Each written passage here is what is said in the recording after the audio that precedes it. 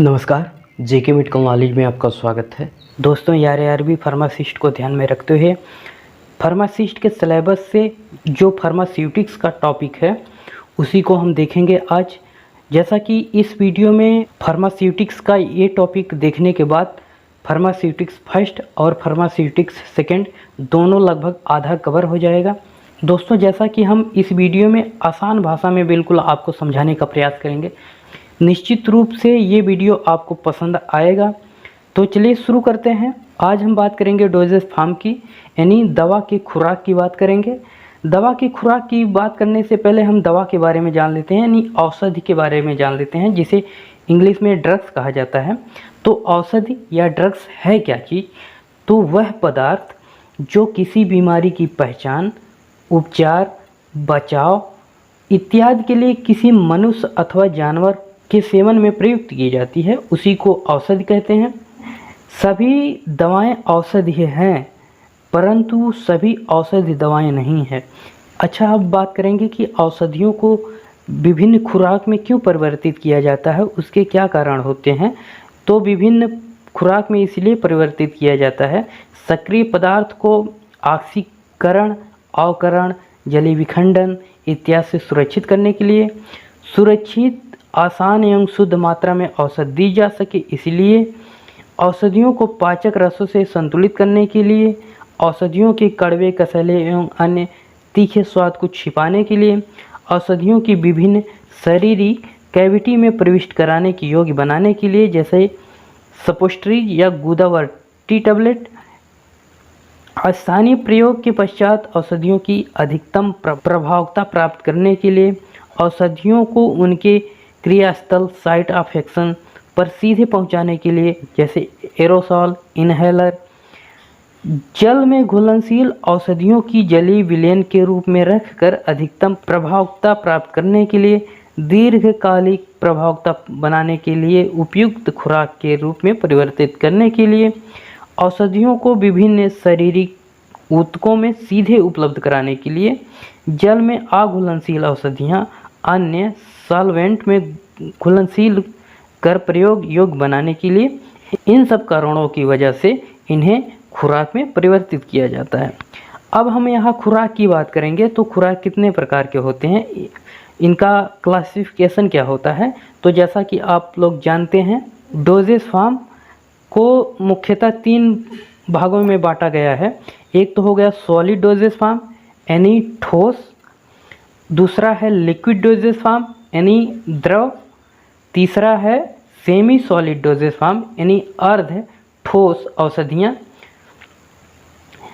तो solid doses form की बात करें तो इसको 2 भागों में बांटा गया है। एक तो हो गए यूनिट डोजेस फॉर्म, यानी यूनिट मतलब इकाई वाली डोजेस फॉर्म। दूसरा है बल्क, यानी आयतन वाली डोजेस फॉर्म। सबसे पहले हम यूनिट डोजेस फॉर्म को देखते हैं। तो इसमें है टैबलेट, कैप्सूल, पाउडर, पिल्स, यानी गोलियाँ। टैबलेट या टिकिया ठोस खुराकें होती है जो वृत्ताकार, चपटी अथवा वलयाकार हो सकती हैं। टिकिया का निर्माण औषधियों की उचित विधि द्वारा संपीड़ित कर, यानी कंप्रेस्ड कर किया जाता है। इस प्रकार बनाया गया टैबलेट को कंप्रेस्ड टैबलेट कहते हैं, या कंप्रेस्ड टैबलेट या संपीड़ित टैबलेट या टिकिया कहते हैं। टैबलेट आकार, प्रकार एवं वजन में भिन्न भिन्न होते हैं। जैसा कि इनके लाभ की बात करें तो इनको ट्रांसपोर्ट करने में आसानी होती है। इसको आसानी से निगला जा सकता है, लिया जा सकता है। देखने में लुभावना होता है, खराब स्वाद को आसानी से दबाया जा सकता है। अधिक टिकाऊ होता है, इसमें खुराक मापने की आवश्यकता नहीं होती है। कुछ टैबलेट के निर्माण में उसमें लाइन होती है, तो जिन्हें तोड़ने में आसानी होती है, अथवा उन्हें तोड़कर 2 भागों में बांटा जा सकता है। एकदम शुद्ध मात्रा में खुराक दी जा सकती है, आर्थिक रूप से सस्ती भी होती है। कंप्रेस्ड टैबलेट 2 प्रकार की होती है। एक तो होता है कोटेड टैबलेट, एक होता है अनकोटेड टैबलेट। एक तो होता है कोटेड जिस पे लेप लगा होता है, एक होता है अनकोटेड जिस पे अविलेपित या फिर बिना लेप का टैबलेट होता है। अब है कैप्सूल भी ठोस खुराकें होती है जिनमें औषधियाँ जल में घुलनशील खोल में बंद रहती हैं। कैप्सूल के खोल जेलेटिन के बने होते हैं। अपनी बनावट के आधार पर जेलेटिन सॉफ्ट होता है और हार्ड होता है। उनके अनुसार कैप्सूल को सॉफ्ट जेलेटिन कैप्सूल या हार्ड जेलेटिन कैप्सूल कहते हैं। जैसा कि हमने बता दिया कि कैप्सूल दो प्रकार के होते हैं, एक होता है कठोर जेलेटिन कैप्सूल, दूसरा होता है मुलायम जेलेटिन कैप्सूल। विभिन्न प्रकार के कैप्सूल को नंबर द्वारा प्रदर्शित किया जाता है। सबसे बड़े आकार के कैप्सूल जो कैप्सूल होते हैं वो 000 नंबर से प्रदर्शित होते हैं और वहीं सबसे छोटा आकार के कैप्सूल जो 5 नंबर से प्रदर्शित होते हैं। यह हार्ड जेलेटिन कैप्सूल होता है। सॉफ्ट जेलेटिन कैप्सूल की बात करें तो जल, ग्लिसरीन तथा सार्बिटॉल के बने होते हैं। इनका प्रयोग तरल पदार्थों को भरने के लिए किया जाता है, अर्ध ठोस अथवा चूर्ण को भरने के लिए किया जाता है। इनका आकार गोल, अंडाकार, लंबा, ट्यूबनुमा, नुकीला इत्यादि प्रकार का हो सकता है। आगे हम देखेंगे बल्कि यानी जो आयतन वाले डोजेज फॉर्म है, तो इसको भी दो भागों में बांटा गया है। एक तो हो गया इंटरनल, दूसरा हो गया एक्सटर्नल, यानी जो आंतरिक रूप से प्रयोग की जाती है जैसे फाइन पाउडर। आगे है ग्रेन्यूल्स यानी दानेदार, और इफरवेसेंट ग्रेन्यूल्स यानी जो गैस छोड़ने वाली दवा होती है वो है, यानी गैस छोड़ने वाले दानेदार चूर्ण। गैस छोड़ने वाले दानेदार चूर्ण विशेष तौर से बनाए गए ठोस औषधि हैं जिन्हें आंतरिक उपयोग में लाया जाता है। इसमें औषधियों को साइट्रिक अम्ल, टार्ट्रिक अम्ल, सोडियम बाइकार्बोनेट तथा सेक्रिन अथवा चीनी भी मिलाया जाता है। सेवन से पूर्व जल में घोलने पर अम्ल एवं सोडियम बाइकार्बोनेट परस्पर क्रिया करके कार्बन डाइऑक्साइड गैस मुक्त करते हैं। इसमें सनसनाहट उत्पन्न होती है तथा कार्बोनेट जल बनता है जो औषधियों के कड़वे एवं क्षारीय स्वाद को दबा देता है तथा पाचन रस के बहाव को बढ़ाता है, जिससे औषधियों का एब्जॉर्प्शन बढ़ जाता है।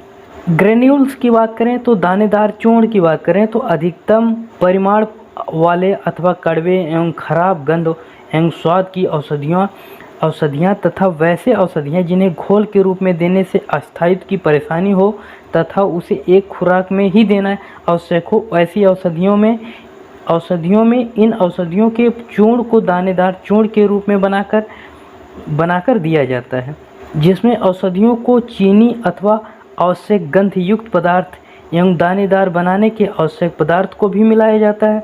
फिर इन्हें मसल कर गूँथे हुए आटे को सामान बनाकर छलनी में डालकर रगड़ने पर दाने के रूप में बन जाता है, जिसे सुखाकर चौड़े मुंह की शीशियों में रखा जाता है तथा उन्हें सेवन से पूर्व जल में घोलकर सेवन किया जाता है। जैसे इरिथ्रोमाइसिन, निसेस्टेटिन, पेनिसिलिन इत्यादि दानेदार उत्पाद के रूप में उपलब्ध है, जिन्हें सेवन से पूर्व जल में घोलकर बच्चों को दिया जाता है। अब हम एक्सटर्नल की बात करें। एक्सटर्नल में है डस्टिंग पाउडर यानी छिड़कने वाला पाउडर।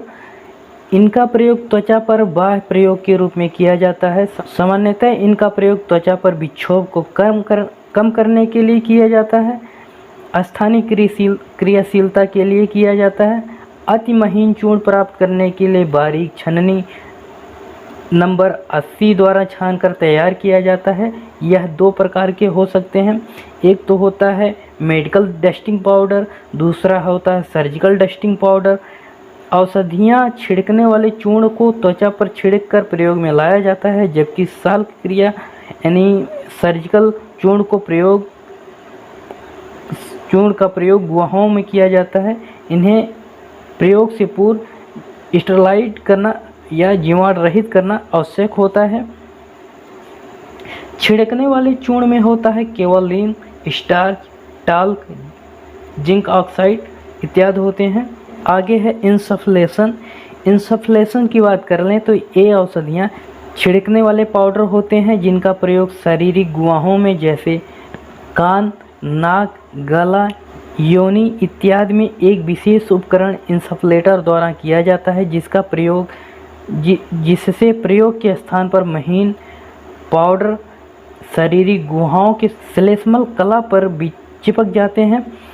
आजकल इनके स्थान पर एरोसोल का प्रचलन हो गया है, जिससे अति महीन पाउडर का छिड़काव या फिर चूर्ण का छिड़काव आसानी पूर्वक एवं निश्चित मात्रा में किया जाता है। आगे है डेंटिफिकेशर्स, यानी दांतों में उपयोग की जाने वाली औषधियाँ। टूथ पाउडर यानी ये भी दांतों में प्रयोग की जाने वाली औषधियाँ हैं। आगे है स्नफ्स यानी सूंघनी। ये औषधियाँ अति बारीक चूर्ण में होती हैं, जिनका प्रयोग नाक द्वारा सूंघ कर किया जाता है। औषधियों का प्रयोग किसी गद्दी नुमा पैड पर डालकर मरीज को सूंघाया जाता है। आगे है ईयर पाउडर यानी कान के लिए पाउडर। अब हम यहाँ बात करेंगे लिक्विड डोजेज फॉर्म की। तो इसको दो भागों में बांटा गया है। एक तो हो गया मोनोफेजिक, दूसरा है बाईफेजिक। मोनोफेजिक इसको भी दो भागों में बांटा गया है। एक हो गया एक्सटर्नल, दूसरा हो गया इंटरनल। एक्सटर्नल में है लिनीमेंट। लिनीमेंट में आप लोग जानते हैं, लिनीमेंट तरल अथवा अर्ध तरल उत्पाद होते हैं, जिन्हें त्वचा पर मल कर यानी रगड़ कर लगाया जाता है। सामान्यतः लिनीमेंट में दर्दहारी, चिकनाई उत्पन्न करने वाले तथा विक्षोभकारी एवं जलनकारी पदार्थ मिले रहते हैं। लिनीमेंट का प्रयोग कटी हुई त्वचा पर नहीं किया जाता है। लिनीमेंट का उपयोग रगड़ कर किया जाता है। दूसरा है आपका लोशन। लोशन भी एक तरल उत्पाद होता है, जिसे त्वचा पर बिना रगड़े या बिना मले अवशोषक पदार्थ होते हैं, रुई, पट्टी अथवा आदि के द्वारा त्वचा पर लगाया जाता है। उसके बाद होता है गार्गल्स।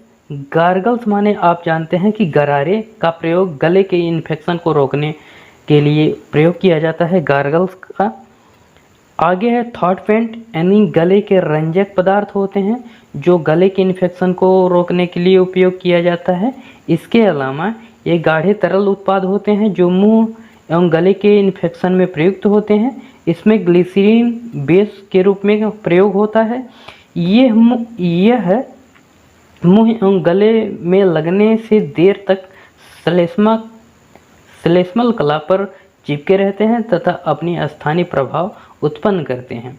इनका स्वाद अच्छा होने चाहिए, जिससे लगाने के पश्चात मुंह का स्वाद खराब ना हो। माउथ वॉश की बात कर लें तो माउथ वॉश में आप जानते ही हैं कि यह भी तरल जली घोल होते हैं, जो अच्छे स्वाद, गंध, रंग युक्त होते हैं, जिनमें मुंह की दुर्गंध दूर करने की क्षमता होती है। इसमें अल्कोहल, ग्लिसरीन, मिठास युक्त पदार्थ एवं रंगीन पदार्थ मिले हुए होते हैं। आगे आपका है स्प्रे यानी छिड़काने वाली दवा। यह भी इनका भी प्रयोग नाक अथवा गले में एक विशेष प्रकार के स्प्रेयर द्वारा छिड़काव किया जाता है। इसमें सामान्यतः गले की ऐंठन को कम करने अथवा दमा के दौरे को कम करने के लिए प्रयोग में लाया जाता है। आई लोशन की बात करें, आई लोशन यह स्टेराइल होते हैं, औषधियों के घोल सस्पेंशन होते हैं, जिन्हें आँखों में प्रयोग किया जाता है। इनको उपयोग करने से पहले विशेष सावधानियाँ रखी जाती है, जैसे ड्रॉपर के अग्रभाग को हाथ से नहीं छूना चाहिए। ड्रॉपर के प्रयोग के पश्चात ढक्कन को अच्छी तरीके से बंद कर देना चाहिए। ड्रॉपर को कभी धोना नहीं चाहिए। शीशी खोलने के 1 माह के अंदर ही उसका प्रयोग करना चाहिए। कोई भी वाह पदार्थ, गंदगी, कण इत्यादि दिखाई पड़े तो इनका उपयोग नहीं करना चाहिए। आई नेज़ल ड्रॉप की बात करें तो आँखों के ड्रॉप की बात किया जाए, नेज़ल ड्रॉप की बात किया जाए, इनका पीएच जल के बराबर एवं सांद्रता कंसंट्रेशन जो है नाक के स्राव जैसी होनी चाहिए। यहाँ इंटरनल की बात करें तो यहाँ है सिरप।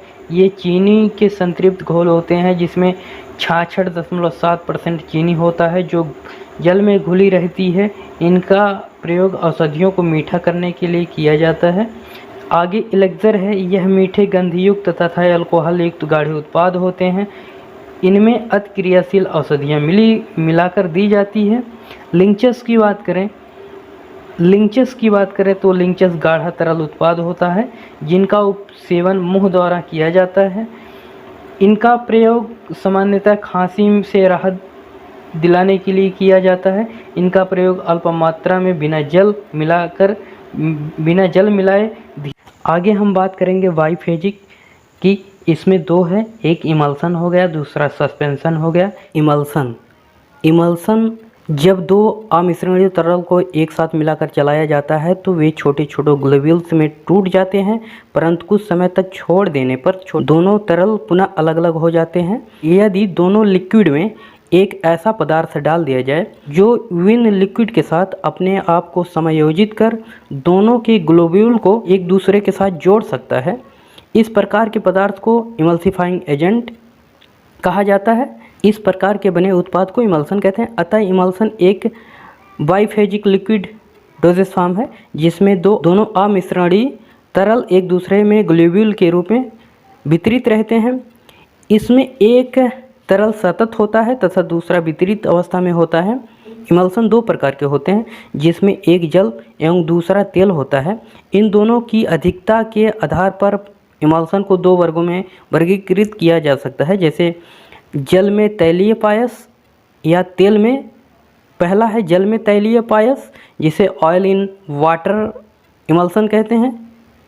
दूसरा है तेल में जलीय पायस, वाटर इन ऑयल इमल्सन कहते हैं। आप बहुत सी क्रीमों पे देखे होंगे O/W या फिर W/O, तो यही वो पायस होते हैं या यही वो इमल्सन होते हैं। दूध एक नेचुरल इमल्सन है। आर्टिफिशियल पायस इमल्सन के रूप में तरल मोम का पायस या तारफीन के तेल अथवा मछली के तेल का इमल्सन देख सकते हैं। इमल्सन के लाभ की बात करें तो इमल्सन के निर्माण में ऑक्सीकृत तथा जलीय विखंडन वाली औषधियाँ ऑक्सीकरण अथवा जलीय विखंडन से बच जाती हैं।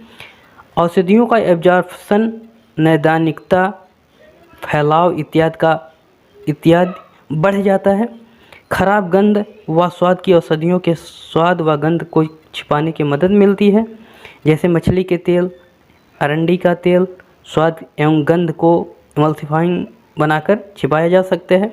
आजकल अंतःशिरा प्रयोग के पायस का निर्माण एक दूसरे के विपरीत अथवा विपरीत माध्यम द्वारा किया जाता है, जिसमें शारीरिक अंगों का एक्सरे परीक्षण कम से कम विकिरण देकर किया जा सकता है।